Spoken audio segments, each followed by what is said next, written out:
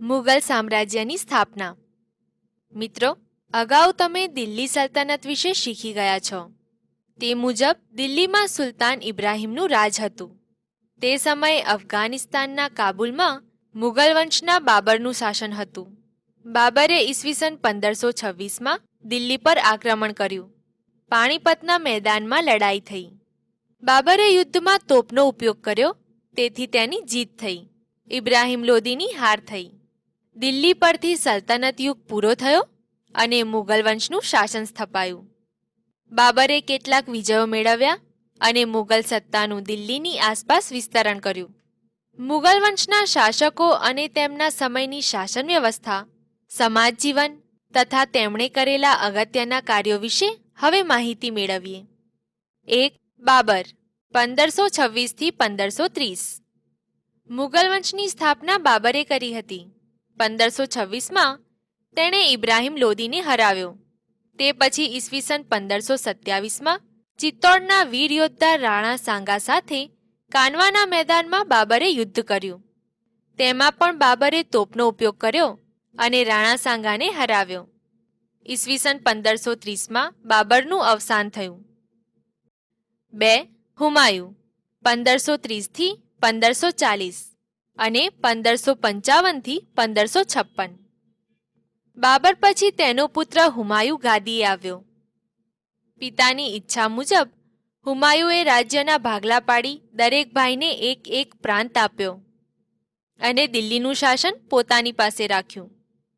હુમાયુને તેના ભાઈ કામરાન અને અફઘાનો સાથે સતત સંઘર્ષ વેઠવો પડ્યો. અફઘાન સરદાર શેરશાહ સામે 2 વાર પરાજય થતાં તેને 15 વર્ષ સુધી રજળપાટ કરવી પડી.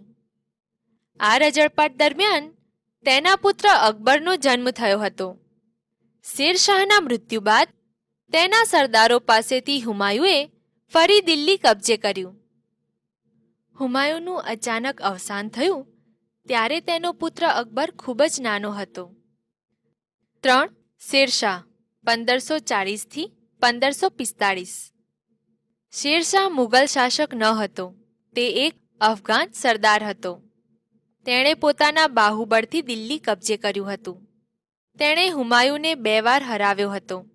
તેણે કેટલાક મહત્વના વિજયો મેળવી પોતાના રાજ્યની સીમા કાબુલથી બંગાળા અને માળવા સુધી વિસ્તારી હતી. શેરશાહે પોતાના રાજ્યમાં કેટલાક સુધારા દાખલ કરાવ્યા હતા. શેરશાહનું એક અકસ્માતમાં અચાનક મૃત્યુ થતાં તેણે સ્થાપેલા રાજ્યનો અંત આવ્યો હતો. તેના મૃત્યુ બાદ દિલ્હી પર ફરીથી મુગલ શાસનની સ્થાપના થઈ. 4. અકબર 1556 થી 1605. હુમાયુનું અવસાન થયું ત્યારે અકબરની ઉંમર 13 વર્ષની હતી. અકબર નાનો હોવાથી હુમાયુનો વફાદાર સરદાર બૈરામ ખાન અકબર વતી શાસન વ્યવસ્થા સંભાળતો હતો. અકબર પંજાબમાં હતો. તે સમયે સિકંદર સૂરના હેમુએ દિલ્હી પર ચઢાઈ કરી દિલ્હી કબજે કર્યું. તે સમયે બૈરામ ખાનની દોરવણી હેઠળ અકબરે હેમુને પાણીપતના મેદાનમાં હાર આપી. ઈસવીસન 1556. બૈરામ ખાન મહત્વાકાંક્ષી હતો. તે વધારે સત્તા ભોગવવા માંડ્યો. તેથી અકબરે તેની પાસેથી સત્તા લઈ લીધી અને તેને હજ માટે મોકલી દીધો. રસ્તામાં બૈરામ ખાનનું ખૂન થયું. અકબરે આસપાસના રજપૂત રાજાઓને હરાવ્યા. કેટલાકને સમજાવી વગર લડાઈએ પોતાના બનાવ્યા. આમ તેણે પોતાના રાજ્યની સીમાઓ વિસ્તારી.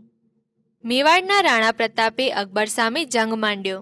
તે લડાઈમાં અકબરે ચિત્તોડ અને રણથંભોર જીત્યા.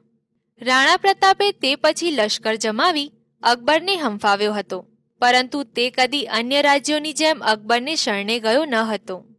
ઈસવીસન 1585 થી 1605 દરમિયાન અકબરે પોતાના રાજ્યનો વિસ્તાર વધાર્યો. કંદહાર, કાબુલ, કાશ્મીરથી લઈ દક્ષિણમાં ખાનદેશ, અહેમદનગર સુધી પોતાના રાજ્યની સીમાનો વિસ્તાર કર્યો. અકબરના શાસનમાં અંતિમ વર્ષોમાં શાહજાદા સલીમે બળવો કર્યો અને છેવટે તે જહાંગીર નામ ધારણ કરી દિલ્હીની ગાદીએ બેઠો. મિત્રો, મુગલ વંશમાં જહાંગીર પછી પણ અન્ય શાસકો થયા, પરંતુ તે વિશે તમે આગળ શીખશો. હવે મુગલ વંશ દરમિયાનની અન્ય વિગતો વિશે માહિતી મેળવીએ. અન્ય શાસકો સાથેના સંબંધ. અગાઉ જોઈ ગયા તે મુજબ શેરશાહે હુમાયુને હરાવ્યો. તે પછી હુમાયુને 15 વર્ષ રઝળવું પડ્યું હતું. આ સમયે હુમાયુને આશરો આપનારાઓમાં હિન્દુ કુટુંબો પણ હતા. અકબરના ઉછેર ઉપર તેની છાપ પડી હતી. અકબર જ્યારે શાસક બન્યો ત્યારે તેણે હિન્દુઓનો પણ સહકાર લીધો. અકબર માનતો હતો કે રજપૂતોની અવગણના કરી ભારતમાં રાજ્ય થઈ શકશે નહીં. તેથી અકબરે હિન્દુ રાજાઓ સાથે મૈત્રી સંબંધો વિકસાવ્યા. મેવાડના રાણા પ્રતાપે અકબર સાથે ટક્કર લીધી હતી. ગાદી વારસા માટેની પરંપરા. સામાન્ય રીતે એવો નિયમ હોય છે કે રાજાનો મોટો પુત્ર ઉત્તરાધિકારી ગણાય.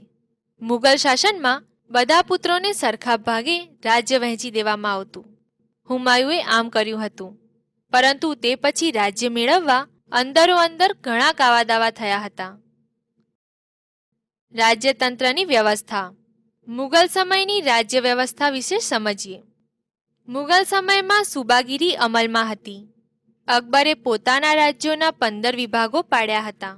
દરેક વિભાગ સુબા કે પ્રાંતના નામે ઓળખાતો. સુબાના પેટા વિભાગ સરકાર અને તેના પેટા વિભાગને પરગણું કહેવામાં આવતું. પરગણાનો ઉપરી આમિલ કહેવાતો. તે મહેસૂલ ઉઘરાવવાનું કામ કરતો. ગામડાઓમાં ગ્રામ પંચાયત વહીવટ કરતી. ગ્રામ પંચાયતના પ્રમુખ પટેલ, ચૌધરી, મુકાદમ વગેરે નામથી ઓળખાતા. અકબરના સમયમાં યાત્રાવેરો બંધ કરાયો હતો. તેથી યાત્રા સ્થળો પર ભીડ થતી હતી.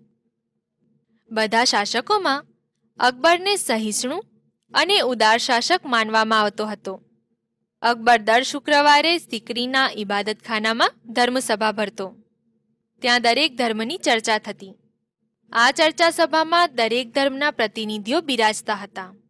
અકબરની રાજસભા અર્થાત રાજદરબાર વિદ્વાનોથી શોભતો હતો, જેવા કે મહેસૂલના નિષ્ણાંત દિવાન ટોડરમલ, દક્ષ સેનાધ્યક્ષ રાજા માનસિંહ, આઈને અકબરી અને અકબરનામાનો કર્તા અને ઇતિહાસ લેખક અબુલ ફઝલ અને સુપ્રસિદ્ધ ગાયક તાનસેન, કુશાગ્ર બુદ્ધિવાળો વિનોદી મુલ્લા દૌપ્યા, હાજર જવાબી મહેશદાસ બિરબલ, સુપ્રસિદ્ધ વૈદ્ય હકીમ હમામ, સિદ્ધહસ્ત કવિ ફૈઝી, હિન્દી પદ રચનાર અબ્દુલ રહીમ વગેરે.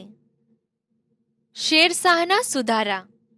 અફઘાન સરદાર શેરશાહનું શાસન દિલ્હી પર માત્ર 5 વર્ષ જેટલું ટૂંકું હતું. છતાં આ ટૂંકા ગાળામાં તેણે ઘણા સુધારા દાખલ કર્યા હતા. તેથી ઇતિહાસ શેરશાહને એક સુધારક તરીકે આજે પણ યાદ કરે છે. તેણે જમીનની જાત અને ઉપજની સરાસરી પરથી જમીન મહેસૂલના દર ટોડરમલની મદદથી નક્કી કર્યા હતા. આગળ જતા અકબરે પણ આ પદ્ધતિ અપનાવી હતી. રાજ્યમાં સરળતાથી માલની હેરફેર થઈ શકે તે માટે તેણે ઠેર ઠેર રહેલા જકાતનાકા કાઢી નાખ્યા હતા. વેપારને વેગ મળે તથા રાહદારીઓને રાહત મળે તે માટે ધોરી રસ્તાઓ બંધાવ્યા હતા. આ ધોરી રસ્તાઓ હતા: 1. આગ્રાથી બરહાનપુર, 2. આગ્રાથી મારવાડ, 3. લાહોરથી મુલતાન. તેણે રસ્તાની બંને બાજુ વૃક્ષો રોપાવ્યા હતા. રસ્તા પર રોકાણ થઈ શકે તેવા આવાસ બંધાવ્યા હતા. ટંકશાળાઓ ઊભી કરી ચાંદીના એક સરખા માપના સિક્કા પડાવ્યા હતા. શેરશાહે સૈન્યમાં પણ કડક શિસ્ત દાખલ કરી હતી. કૂચ કરતા લશ્કરને ગામ લોકોને રંજાડવાની કે પાકને નુકસાન કરવાની સખ્ત મનાઈ ફરમાવી હતી. ચિત્તોડની યશગાથા. મિત્રો, તમે મહારાણા પ્રતાપની યશગાથા વિશે અવશ્ય સાંભળ્યું હશે. મહારાણા પ્રતાપ સિસોદિયા વંશના મેવાડના રાજા હતા. ઘણા રાજપૂત રાજાઓએ અકબર સાથે સુલેહ કરી લીધી હતી, પરંતુ રાણા પ્રતાપ માન્યા ન હતા. તેઓ એક વીર યોદ્ધાની જેમ અકબર સાથે જીવનના છેલ્લા શ્વાસ સુધી લડ્યા હતા. રાણા પ્રતાપ અને અકબર વચ્ચે હલ્દી ઘાટીના મેદાનમાં જે યુદ્ધ લડાયું તે યાદગાર હતું. અકબરે પોતાના પુત્ર સલીમને આધુનિક શસ્ત્રો અને વિશાળ સેના સાથે લડવા મોકલ્યો હતો. સામે પક્ષે ડુંગરાળ પ્રદેશમાં રહી યુદ્ધ કરવા ટેવાયેલા વનવાસીઓ અને રજપૂતોની માત્ર 22,000ની સેના હતી. રાણા પ્રતાપ તાલીમ પામેલા ચેતક ઘોડા પર સવાર હતા. રાણા પ્રતાપને ચેતક ઘોડો સલીમના છેક હાથી સુધી લઈ આવ્યો. ચેતકે ફલાંગ લગાવી. તે સમયે રાણા પ્રતાપે ભાલાનો ઘા કર્યો, પરંતુ અંબાડીએ તે વાગ્યો. સલીમ બચી ગયો. તે પછી રાણા પ્રતાપ દુશ્મન દળ વચ્ચે ઘેરાઈ ગયા. તેમના એક વફાદાર સરદારે મહારાણાનો મુગટ પોતાને માથે લઈ લીધો. રાણા પ્રતાપનો ઘોડો ચેતક મહારાણાને લઈ બહાર નીકળી ગયો. આગળ એક નાળું કૂદવા જતાં ચેતક ફસડાઈ પડ્યો અને મૃત્યુ પામ્યો. અકબર સામેનું યુદ્ધ રાણા પ્રતાપ હારી ગયા, પરંતુ હિંમત હાર્યા નહીં. જૈન વેપારી ભામાશાહે આર્થિક મદદ કરતા રાણા પ્રતાપે સૈન્ય ઊભું કર્યું અને ફરી મુગલો સામે લડ્યા. રાણા પ્રતાપે પ્રતિજ્ઞા કરી હતી કે જ્યાં સુધી ચિત્તોડને સ્વતંત્ર ના કરું ત્યાં સુધી પલંગ પર પોઢીશ નહીં. આ પ્રતિજ્ઞા તેમણે અંતઘડી સુધી નિભાવી હતી. એક પછી એક રાણા પ્રતાપે ચિત્તોડ સિવાયના બધા કિલ્લા જીતી લીધા હતા. આમ એક ટેકીલા, વીર, અણનમ, બહાદુર મહારાણા પ્રતાપની આ છે યશોગાથા. આ અગાઉ તમે મુગલ શાસકોમાં બાબર, હુમાયું અને અકબર વિશે શીખી ગયા છો. હવે આપણે અકબરના અવસાન બાદ દિલ્હીની ગાદી પર આવેલા શાસકો વિશે સમજીએ. 1. જહાંગીર 1605 થી 1627. અકબરના અવસાન બાદ ઈસવીસન 1605માં સલીમ નામનો તેનો પુત્ર જહાંગીર દિલ્હીની ગાદીએ આવ્યો. જહાંગીરનો અર્થ દુનિયાને જીતનાર એવો થાય છે. તેના સમયમાં મુગલ સામ્રાજ્યનો વિસ્તાર વધારે પ્રમાણમાં થયો. તેના રાજ્યમાં શાંતિ પણ જળવાઈ હતી. તેના શાહજાદા ખુશરુએ બંડ પોકારતા જહાંગીરે તેને બંદીવાન બનાવ્યો હતો. શીખ ગુરુ અર્જુનસિંહે ખુશરુને મદદ કરી છે એવા આરોપસર તેમનો વધ કર્યો હતો. તેના સમયમાં ઇંગ્લેન્ડના રાજાના પ્રતિનિધિ તરીકે હોકિન્સ અને ટોમસ રોએ તેના દરબારમાં આવી વેપાર કરવાની દરખાસ્ત મૂકી હતી. જહાંગીરની પત્ની નૂરજહાં ખૂબ જ સ્વરૂપવાન અને મહત્વાકાંક્ષી હતી. તે રાજ્ય દરબારમાં બેસી વહીવટ પણ સંભાળતી. 2. શાહજહાં 1627 થી 1658. જહાંગીર પછી દિલ્હીની ગાદી પર શાહજહાં આવ્યો. શાહજહાંએ અકબરની મહેસૂલ પદ્ધતિ ચાલુ રાખી. તેણે રાજ્યમાં પ્રમાણિક અને મહેનતુ અધિકારીઓને નિમ્યા હતા. તેણે દિલ્હી પાસે શાહજહાંબાદ નામે એક નવું શહેર વસાવી ભવ્ય ઇમારતો બંધાવી હતી. તેના સમયમાં આવક પ્રમાણમાં વધારે હતી. તેનો સમય મુગલ સામ્રાજ્યનો સુવર્ણયુગ ગણાય છે. શાહજહાંએ વિશ્વવિખ્યાત તાજમહેલ, લાલ કિલ્લો, રંગમહેલ, મોતી મસ્જિદ, જુમ્મા મસ્જિદ વગેરે પ્રસિદ્ધ સ્થાપત્યો બંધાવ્યા હતા. 3. ઔરંગઝેબ 1658 થી 1707. શાહજહાં પછી ઔરંગઝેબ ગાદી પર આવ્યો. તેની યાદશક્તિ સારી હતી. તેણે કુરાને શરીફનો અભ્યાસ કર્યો હતો. તેને કલા, સંગીત, ચિત્ર પ્રત્યે અણગમો હતો. મારવાડને સ્વતંત્ર કરવા વીર દુર્ગાદાસે ઔરંગઝેબ સામે સતત 25 વર્ષ સુધી સંઘર્ષ કર્યો હતો. તેણે દક્ષિણમાં બીજાપુર અને ગોવલકોંડાના શિયા રાજ્યો સાથે 25 વર્ષ સંઘર્ષ કર્યો હતો. મહારાષ્ટ્રમાં શિવાજીએ મરાઠા રાજ્યની સ્થાપના કરી ઔરંગઝેબ સામે લડાઈઓ ચાલુ રાખી હતી. તેના સમયમાં જાટ અને શીખોએ પણ બળવા કર્યા હતા. ઔરંગઝેબના સમયથી મુગલ સામ્રાજ્યની પડતીના બીજ રોપાયા. સમાજ જીવન. મિત્રો, મુગલ સમયમાં સમાજ જીવન કેવું હતું તે વિશે જાણીએ. મુગલ સામ્રાજ્યનો પાયો સામંતશાહી વ્યવસ્થા પર રચાયેલો હતો. રાજમહેલ અને રાજદરબારનું વાતાવરણ વિલાસી હતું. બાદશાહ અને દરબારીઓ કિંમતી પોશાક અને ઘરેણાં પહેરતા.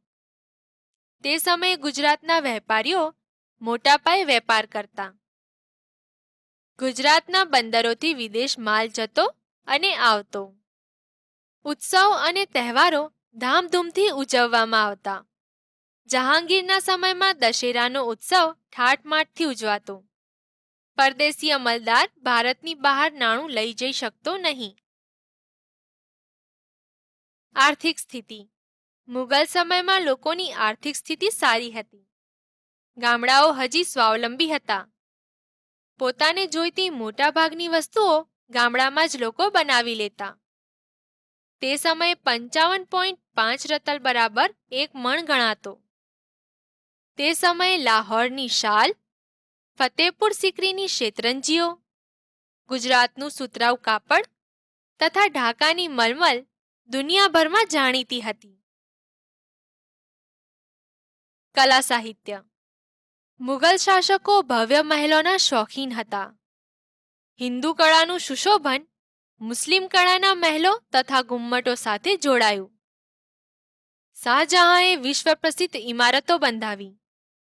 રાજપૂત રાજાઓ ચિત્રકલાના શોખીન હોવાથી ચિત્રકલાને ઉત્તેજન મળ્યું. આ સમયે સાહિત્યનો પણ વિકાસ થયો હતો. સંસ્કૃત પુસ્તકોના પણ ભાષાંતર થયા. ઇતિહાસના ગ્રંથો લખાયા. કબીર, રહીમ, રસખાન વગેરેએ હિન્દીમાં કાવ્યો, દુહા, સાખીઓ રચી. તે સમયે ટેવર્નિયર તથા બર્નિયર નામના ફ્રેન્ચ મુસાફરો ભારતમાં આવ્યા હતા. બર્નિયર ભારતમાં 12 વર્ષ રહ્યો હતો. તેની નોંધ મુજબ મુગલ શાસકો લશ્કર પાછળ ખૂબ ખર્ચ કરતા હતા. ભારતનું કાપડ યુરોપ તથા એશિયાના દેશોમાં ખૂબ વખણાતું હતું. અવનતિના બીજ. ઔરંગઝેબની નીતિ યોગ્ય ન હતી. તેને સતત સંઘર્ષ કરવો પડ્યો. તેથી તેના સમયમાં મુગલ સામ્રાજ્યની અવનતિના બીજ રોપાયા. ઔરંગઝેબ સામે વીર દુર્ગાદાસ અને શિવાજી મહારાજે લાંબો સમય સંઘર્ષ કર્યો હતો. સૌપ્રથમ આપણે વીર દુર્ગાદાસ વિશે માહિતી મેળવીએ. જોધપુરના મહારાજાનું અવસાન થતાં રાણી અને તેમના કુંવર ઉપર મુગલ શાસનનો ભય ઊભો થયો. દુર્ગાદાસે તેમને સલામત સ્થળે રાખી રક્ષણ આપ્યું. વફાદાર સૈનિકોની મદદથી 25 વર્ષ સુધી મારવાડને સ્વતંત્ર રાખ્યું. છેવટે ઔરંગઝેબને રાજપૂતો સાથે સુલેહ કરવી પડી. શિવાજી મહારાજ. હવે આપણે છત્રપતિ શિવાજી મહારાજ વિશે માહિતી મેળવીએ. શિવાજીનો જન્મ ઈસવીસન 1630માં ભોંસલે કુટુંબના શાહજીને ઘેર શિવનેરી કિલ્લામાં થયો હતો. માતા જીજાબાઈ અને ગુરુ દાદા કોંડદેવની નજર તળે શિવાજીનો ઉછેર થયો. પૂનાની નાની એવી જાગીરમાં શિવાજીએ સ્વરાજ્યના સપના સેવ્યા. સ્વાભિમાન, નીડરતા અને તેજસ્વીતા તેમને માતા પાસેથી મળ્યા હતા. રાજનીતિના પાઠ દાદા પાસેથી શીખ્યા. તાનાજી જેવા મિત્રો મળ્યા અને સૈન્ય શક્તિ જમાવી. તેમણે તોરણા, ચાકણ, સિંહગઢ, પુરંદર વગેરે કિલ્લાઓ જીત્યા. ઈસવીસન 1674માં રાયગઢમાં શિવાજીનો રાજ્યાભિષેક થયો. રાજ્ય કારભાર ચલાવવા તેમણે 8 પ્રધાનોનું એક મંડળ બનાવ્યું હતું. તેમણે ઔરંગઝેબ સામે સતત સંઘર્ષ કર્યો હતો. શિવાજીએ મુસ્લિમ સામ્રાજ્ય વખતે એક હિન્દુ રાષ્ટ્રની સ્થાપના કરી હતી. મુગલ શાસનનો અંત. ઔરંગઝેબ દક્ષિણ ભારતમાં લગભગ 25 વર્ષ સુધી રહ્યો. તે પછી તેને ઉત્તર તરફ પાછા ફરવાની ફરજ પડી. તે ખૂબ વૃદ્ધ થઈ ગયો હતો. તેના અવસાન બાદ કોઈ સમર્થ શાસક ગાદી પર આવ્યો નહીં. ગાદી માટે પણ ઝઘડાઓ શરૂ થયા. તેથી મુગલ સામ્રાજ્ય નબળું પડ્યું. આમ બાબરે સ્થાપેલ મુગલ સામ્રાજ્ય છેવટે અંગ્રેજ શાસન સમયમાં નાશ પામ્યું.